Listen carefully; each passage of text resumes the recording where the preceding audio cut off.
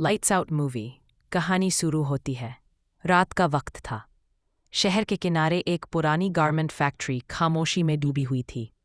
बाहर हल्की बारिश हो रही थी। दूर दूर स्ट्रीट लाइट्स का पीला उजाला झिलमिला रहा था। अंदर सिर्फ कुछ फ्लोरोसेंट ट्यूबलाइट्स जल रही थीं, जिनकी झपझप की आवाज़ सन्नाटे में और भी डरावनी लग रही थी। एस्थर, जो फैक्ट्री में नाइट शिफ्ट पर काम करती थी, शेल्फ पर कपड़ों के रोल सहेज रही थी। उसके चेहरे पर थकान थी और उसकी आंखें बार बार दरवाजे की तरफ जाती थीं, जैसे किसी अनजाने डर से घिरी हो। अचानक उसकी नज़र स्टोर रूम के अंदर पड़ी और एक साया, लंबा पतला, बिल्कुल इंसान की तरह, लेकिन शरीर अंधेरे में ऐसे घुला हुआ जैसे वो रोशनी को निगल रहा हो। एस्थर का गला सूख गया। उसने फटाफट लाइट का स्विच दबाया। क्लिक, साया गायब। वो हिम्मत करके एक कदम आगे बढ़ी। लाइट बंद। साया फिर दिखा, इस बार और करीब, और उसकी आंखें जैसे चमक रही हों, लेकिन इंसानी नहीं। एस्थर घबराकर पीछे हटी। लाइट ऑन, सन्नाटा। एस्थर भागते हुए ऑफिस की तरफ गई, जहां पॉल, फैक्ट्री मैनेजर, अपने कागज समेट रहा था। पॉल हंसते हुए बोला, एस्थर, तुम्हें भूत दिख गया क्या?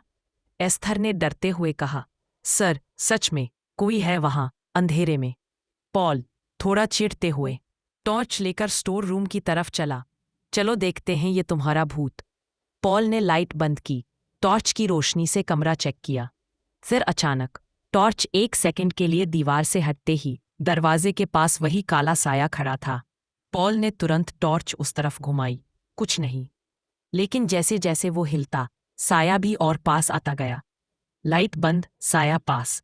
लाइट ऑन, गायब। अचानक पूरी फैक्ट्री की बिजली चली गई। गहरा अंधेरा, सिर्फ बाहर की बिजली की गड़गड़ाहट। पॉल ने एस्थर को चिल्लाकर कहा, लाइट वापस करो। लेकिन उसके अगले ही पल एक भयानक चीख और फिर खामोशी। स्क्रीन ब्लैक, सिर्फ बिजली की गरज और हल्की सांसों की आवाज आती है।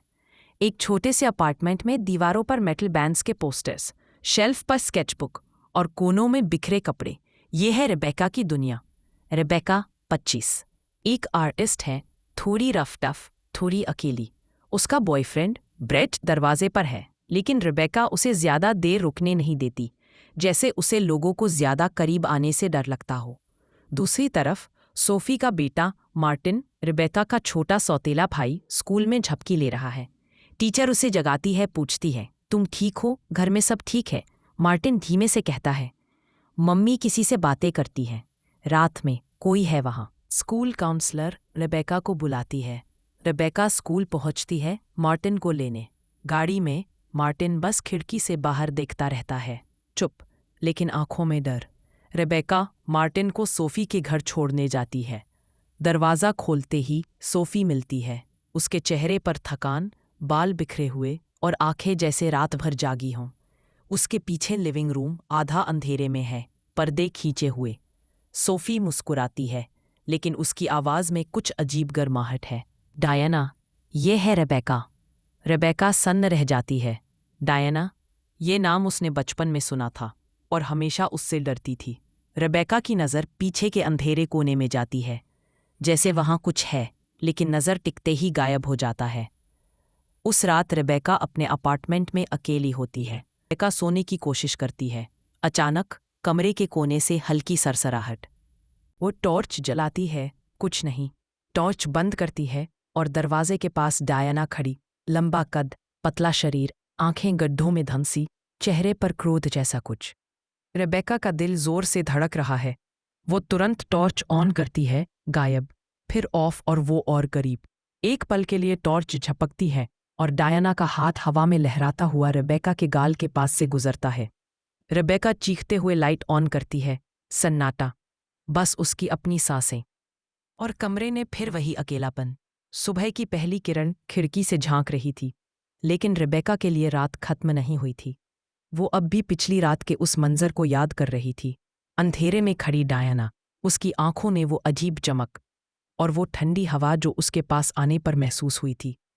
पहर में ब्रेड मिलने आता है। तुम ठीक हो? रात को मुझे कॉल क्यों नहीं किया? रेबेका थोड़ा झुंझलाती है, क्योंकि तुम मेरी हर बात पर यकीन नहीं करोगे। ब्रेट हंसते हुए कहता है, तुम्हारा एक्सप्लेनेशन सुनने के बाद भी शायद मैं यकीन न करूं, लेकिन सुनो तो सही। रेबेका सब बताती है।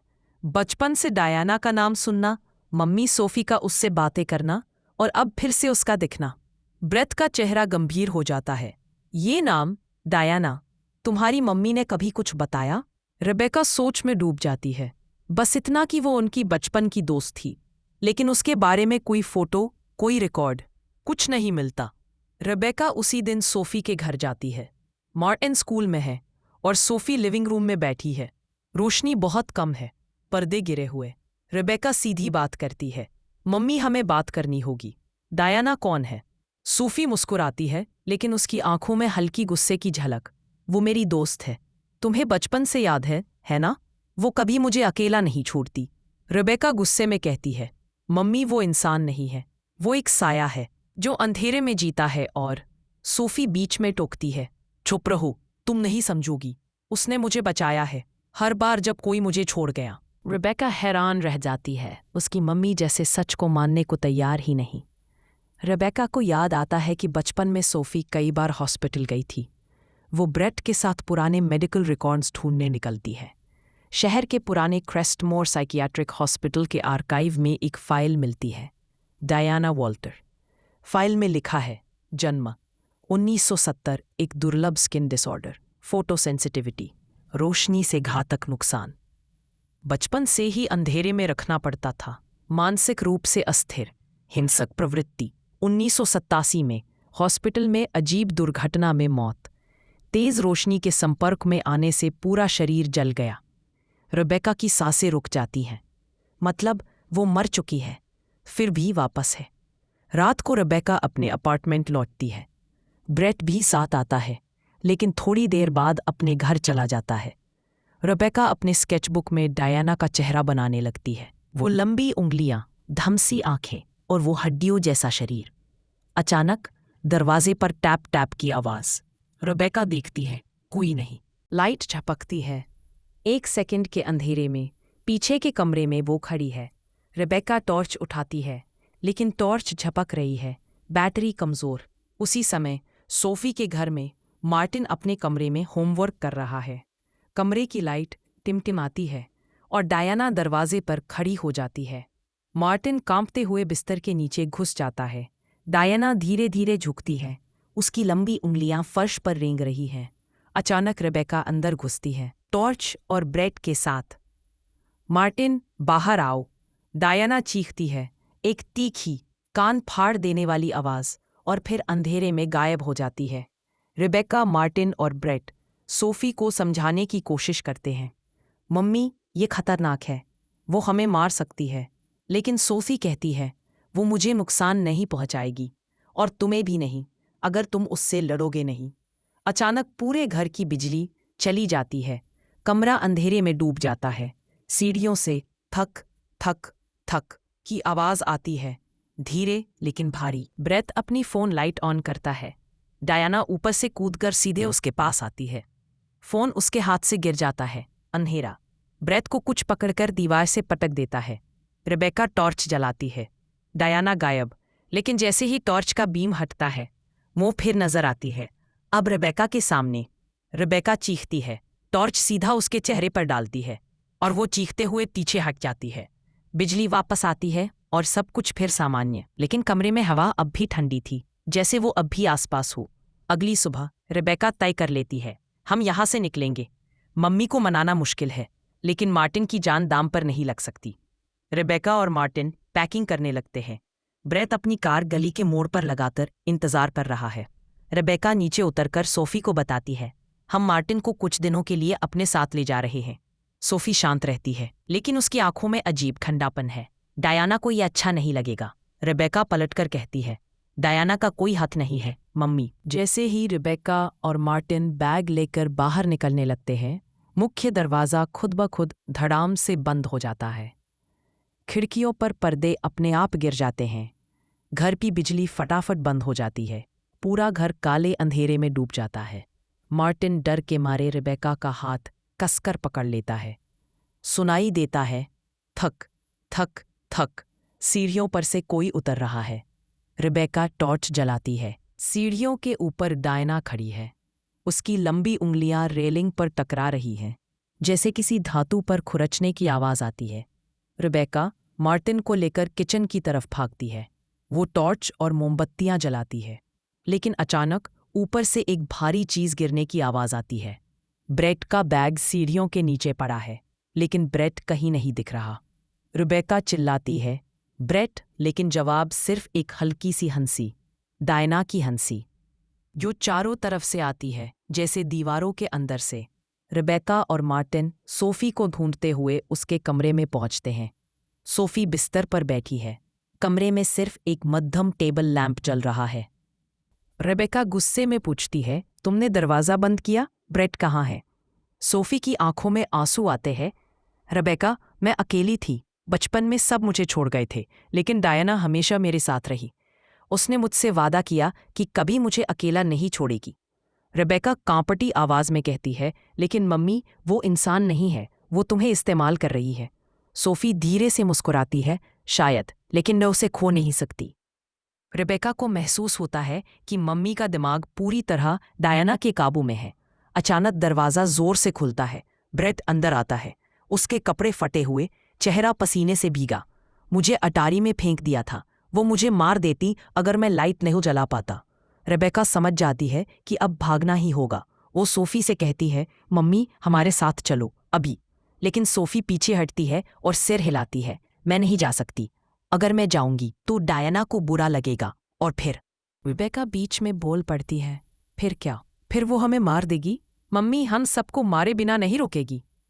इतने में पूरे घर की लाइट्स फटफट करती हैं और बुझ जाती हैं। एक सर्द हवा कमरे में भर जाती है। डायना कमरे के कोने से धीरे धीरे बाहर निकलती है। उसका चेहरा आधा जला हुआ, हड्डियों जैसा पतला शरीर और आंखें जैसे कोयले में जलती आग। वो सीधे रिबेका की तरफ बढ़ती है, लेकिन ब्रेट एक हैलोजन लाइट पकड़कर उसकी तरफ करता है। डायना चीखते हुए पीछे हट जाती है। रिबेका मार्टिन को लेकर सीढ़ियों से भागती है। डायना ऊपर से कूदकर उनके सामने आ जाती है। टॉर्च जलाते ही गायब, लेकिन अंधेरे के हर टुकड़े में उसकी मौजूदगी महसूस होती है। रिबेका और ब्रेट मार्टिन को दरवाजे के पास ले आते हैं। रिबेका पीछे मुड़कर देखती है। सोफी सीढ़ियों पर खड़ी है, हाथ में वही टेबल लैंप। सोफी की आंखों में एकदम साफ दर्द और समझदारी आ चुकी है। वो धीरे से कहती है, रिबेका, वो मुझसे जुड़ी हुई है। अगर मैं जिंदा हूं तो वो भी जिंदा है। रिबेका समझ जाती है कि मम्मी क्या करने वाली है। नहीं मम्मी, प्लीज। सोफी मुस्कुराती है, अब कोई अंधेरा नहीं रहेगा। वो लैंप को अपने सीने के पास ले जाकर ट्रिगर दबाती है। तेज रोशनी फैलते ही डायना चीखते हुए धुएं में बदलने लगती है। सोफी वहीं गिर जाती है, उसकी सांस बंद। बाहर से पुलिस की गाड़ियां और एम्बुलेंस की लाइट्स चमक रही हैं। रिबेका मार्टिन को कसकर गले लगाती है। ब्रेट उनके पास खड़ा है, सबके चेहरे पर आंसू और थकान। घर के अंदर अब सिर्फ धूल और टूटे फर्नीचर का ढेर बचा है। अंधेरे का साया अब नहीं है, लेकिन सोफी भी नहीं है। रिबेका धीरे से फुसफुसाती है, अब कोई अंधेरा नहीं रहेगा।